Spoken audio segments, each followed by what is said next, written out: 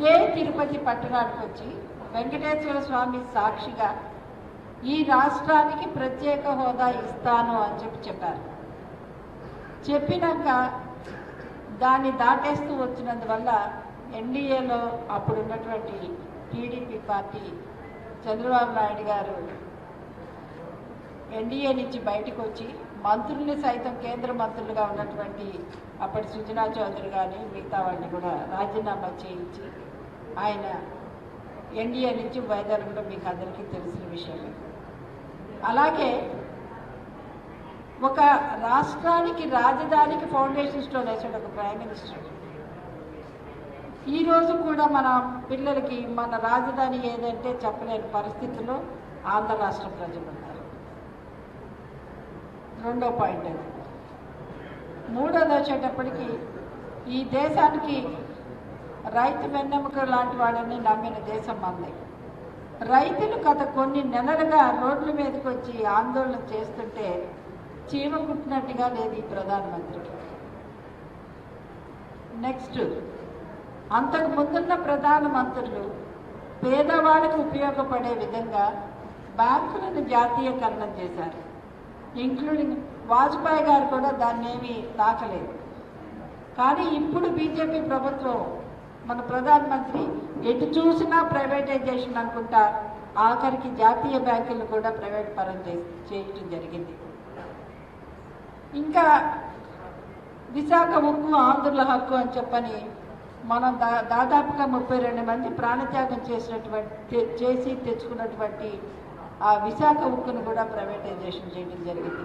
పోర్ట్లు, ఎయిర్పోర్ట్లు అన్నీ ఒకటి కాదు, ఇంపార్టెంట్ ఇవన్నీ చేయటం వలన దీనివల్ల ఎవరికి నష్టం అంటే ముఖ్యంగా ఎస్సీ, ఎస్టీ, బీసీలకే నష్టం. ప్రైవేటైజేషన్ కనుక జరిగితే రాబోయే రోజుల్లో రిజర్వేషన్లు కూడా ఉండవని కూడా నేను మనవి చేస్తూ ఉన్నాను.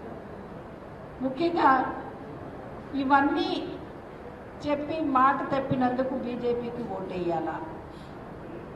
ఇంకొక పార్టీ ఉంది, వైసీపీ పార్టీ, ప్రజెంట్ అధికారంలో ఉన్న పార్టీ.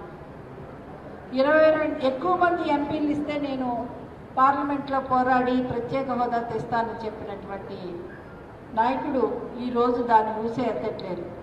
అంతేకాకుండా ఈ రాష్ట్ర సమస్యల గురించి ఏ రోజన్నా పార్లమెంట్లో మాట్లాడారు? కనీసం తెలుగుదేశం పార్టీ ఎంపీలు మాట్లాడుతున్నప్పుడన్నా కూడా ఒక్క రోజన్నా మీరు సపోర్ట్ చేశారు? ఎంతసేపు తెలుగుదేశం మాట్లాడుతుంది అని చూస్తున్నారు, కానీ ఇది రాష్ట్ర సమస్య అని ఎందుకు చూడలేదు? వేరే రాష్ట్రాలను చూసన్నా మనం బుద్ధి తెచ్చుకోవాలా? పార్లమెంట్లో ఒక ఇంపార్టెంట్ ఇష్యూ గురించి మాట్లాడుతున్నప్పుడు అన్ని పార్టీలు కూడా లేచి వారి యొక్క నిరసన తెలియజేస్తారు. కానీ ఇది కొత్త ప్రొసీజర్ వచ్చేసింది, ఎక్కడ ఏమీ జరగట్లేదు. ఇంకొకటి, ఒక ఛాన్స్ ఇవ్వండి అని చెప్పినందువల్ల పేదవాళ్ళందరూ ఎంతో ఆశగా ఏదో చేస్తాడు అని చెప్పని అధికారం ఇస్తే ఈరోజు చూడండి నిత్యావసర వస్తువుల ధరలు ఎలా ఉన్నాయో.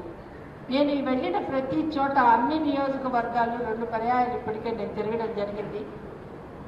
ముఖ్యంగా మహిళలు, అమ్మ ఈ తాగుడు మాన్పిస్తానని చెప్పన్నాడు, బ్యాన్ చేస్తానన్నాడు, అది పోయి ఇప్పుడు అసలు ఏమి తాగుతున్నారో కూడా వాళ్ళకి తెలియటం లేదు. ఆ ఖర్చు, హాస్పిటల్ ఖర్చు 2 ఎక్కువైపోయినాయి అమ్మా, ముందు అది మార్పించండి అమ్మా, అది బ్యాన్ చేయండి అని అడుగుతా ఉన్నారు. ఈ రకంగా మాకు అసలు ఏవి అందుబాటులో లేవు. ఇంకా అన్నీ రద్దు. రైతులు చూస్తే గిట్టుబాటు ధర లేదు. ఆ రోజు తెలుగుదేశం ఉన్నప్పుడు మాకు ఎన్నో స్కీములు ఉండేవి, ఉచిత మోటార్లు ఉండేవి, ట్రాక్టర్లు ఉండేవి, తర్వాత సబ్సిడీకి విత్తనాలు ఉండేవి, ఎరువులు ఉండేవి, డ్రిప్ ఇరిగేషన్కి కావాల్సినటువంటి సబ్సిడీలు ఉండేవి. కానీ ఈ రోజున ఆ ఊసే ఎత్తుకోవటం లేదు, రైతుకు గిట్టుబాటు ధర లేదని చెప్పని వాళ్ళు చెప్తా ఉన్నారు. ఇండైరెక్ట్గా బీజేపీకి సపోర్ట్ చేస్తున్నటువంటి ఈ వైసీపీకి ఓటేయాలా? ముఖ్యంగా తిరుపతి వెంకన్న పాదాల సాక్షిగా ఈ ఊర్లోనే చెప్పినటువంటి ప్రధానమంత్రి ఈరోజు మాట తప్పుతా ఉన్నారు. ముఖ్యంగా పార్లమెంట్లో రామ్మోహన్ నాయుడు గారు ఈ ఇష్యూ గురించి రైజ్ చేస్తే ఒక మంత్రి అది ముగిసిన అధ్యాయము, తర్వాత 14th ప్లానింగ్ కమిషన్ దానికి ఫైనాన్స్ కమిషన్ రికమెండ్ చేయలేదు అని చెప్పడం కూడా జరిగింది. నేను ఒకటే ప్రశ్న అడుగుతా ఉన్నాను. నిన్న కాక మొన్న పాండిచేరిలో మీరు ప్రత్యేక హోదా ఇస్తాము ఈ రాష్ట్రానికి అని చెప్పని మీరు అనౌన్స్ చేశారు, మీ మేనిఫెస్టోలో కూడా పెట్టున్నారు. మరి ఏ ప్లానింగ్ కమిషన్ మీకు రికమెండ్ చేసింది? మాదేమో ముగిసిన అధ్యాయమా, పక్క రాష్ట్రానికి మాత్రం అక్కడ సౌతి తల్లి ప్రేమ చూపిస్తూ ఉన్నారు. ఇది ఏంటిది? మనం ఏ దేశంలో ఉన్నామా అని చెప్పని మనం ఒకసారి ప్రశ్నించుకోవాలని నేను మనం చేస్తూ ఉన్నాను. అసలు ఈ ప్లానింగ్ కమిషన్లు కానీ మినిస్ట్రీలు కానీ ఎవరు దానికి హెడ్? ప్రైమ్ మినిస్టర్ కాదా? బీహార్లో ఎన్నికలు జరిగితే నువ్వు వేలాది కోట్లు అనౌన్స్ చేస్తావు ఆన్ ద స్పాట్. అప్పుడు ఏ ప్లానింగ్ కమిషన్ ఇచ్చింది నీకు? అలాగే మనవరం ప్రాజెక్టు అప్పుడు మన్మోహన్ సింగ్ గారు ప్రైమ్ మినిస్టర్గా ఉన్నప్పుడు మేమందరం వచ్చి ఇనాగ్రేషన్ చేయడం జరిగింది. అప్పుడు నేను కూడా మంత్రిగా ఉన్నాను. కానీ అది కూడా నత్తనడక నడుస్తుంది. ఒకటే ఆలోచించాలి ఆంధ్ర రాష్ట్ర ప్రజలందరూ. అసలు ఆంధ్ర రాష్ట్రం అంటే ఎందుకు చిన్న చూపు? ఎంతో అభివృద్ధి చెందినటువంటి రాష్ట్రం మనది. కానీ ఈ రోజున ఎవరు అనుకోని స్థితిలోకి తీసుకురావాలని ఈ ప్రధానమంత్రి ఒక కుట్ర పన్నితే మరి ఈ రాష్ట్ర ప్రభుత్వం ఏం చేస్తుంది? రాష్ట్ర ఎంపీలు నిద్రపోతున్నారా అని నేను ప్రశ్నిస్తూ ఉన్నాను. జరిగే ఎన్నికల్లో దయచేసి ఒకసారి ముఖ్యంగా నేను ప్రతి ఒక్కరిని పేరున ప్రార్థిస్తున్నాను. తిరుపతి పార్లమెంట్లో ఉన్న ప్రతి ఒక్క ఓటరు కూడా ఆలోచించండి.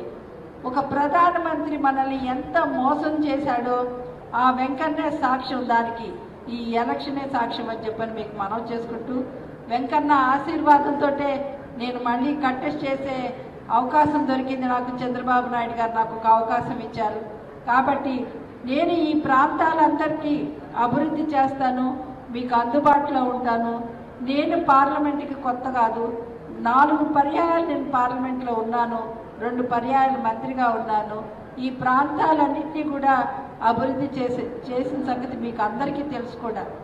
కాబట్టి నాకు మరి ఒక అవకాశం ఇవ్వండి, తెలుగుదేశాన్ని గెలిపించండి అని చెప్పని మనవి చేస్తూ, దయచేసి ఏప్రిల్ 17వ తేదీన జరిగే ఎన్నికల్లో తెలుగుదేశం పార్టీ అభ్యర్థినైనటువంటి పనబాక లక్ష్మి అయిన నా గుర్తు సైకిల్ గుర్తుపై ఓటు వేసి మీరందరూ నన్ను మరొకసారి పార్లమెంటుకు పంపించి తిరుపతి వాణిని పార్లమెంటులో